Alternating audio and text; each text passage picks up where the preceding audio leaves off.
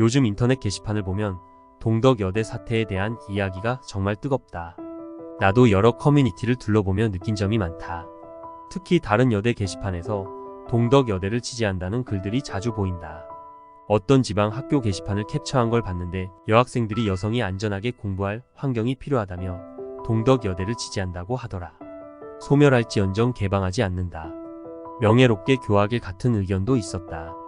이런 반응을 보면서 참 시대가 변했다는 생각이 들었다.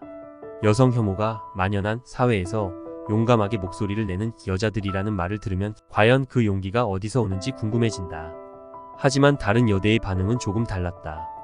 예를 들어 이화여대 익명 게시판에서는 동덕여대 얘기 그만 끌고 와라. 엮기 싫다라는 강한 반응도 있었다.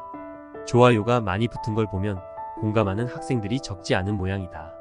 왜 우리가 자진해서 머리채 잡히려 하는지 모르겠다는 식의 글도 있었다. 결국 여대들 사이에서도 동덕여대 사태를 두고 의견이 갈리고 있다는 게 흥미로웠다. 더 나아가 동덕여대가 폐교되면 그 학생들이 서울에 있는 다른 여대로 편입될 가능성이 높다는 이야기도 나오더라.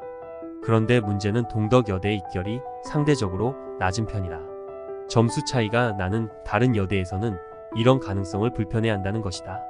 그래서 다른 여대 학생들 사이에서는 불만 섞인 목소리도 있는 것 같다. 이 모든 상황을 보면 과연 여대라는 제도가 이 시대에 맞는 제도인지 다시 생각해 볼 필요가 있다는 생각이 든다.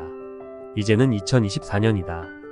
여대라는 제도가 과거에는 필요했을지 모르겠지만 지금은 남성 역차별로 이어지는 경우가 많다. 예를 들어 여대의 로스쿨, 의전원, 의학과, 약학과에는 남성이 입학할 수 없다는 점이 대표적이다. 이건 분명히 불공평한 제도다. 심지어 여대 때문에 여자 정원이 더 많은 의대가 생겨나고 남성들은 지방으로 밀려나는 현실이 벌어지고 있다. 내가 아는 사람 중에도 시험 점수가 더 높았는데도 여대 출신 여자들보다 불리한 처우를 받은 남자들이 있다. 이런 상황을 보면 과연 이게 공정한 사회인지 묻게 된다. 여대의 존재 이유를 따져보면 한국전쟁 당시나 90년대까지는 여성이 대학 진학을 하기 어려웠기 때문에 필요했을지 모른다. 그 당시에는 딸보다 아들을 대학에 보내는 게 당연했고 여성이 공부할 기회 자체가 적었다. 그래서 여대가 만들어졌고 여성의 학식을 높이는 데 기여한 것도 사실이다. 하지만 지금은 남녀 간의 교육 기회에 차별이 없고 오히려 딸을 더 선호하는 시대가 되었다. 그런데도 여대가 남아있고 여성부까지 존재하면서 여성을 위한 특혜를 계속 요구하는 건 시대착오적인 발상이다.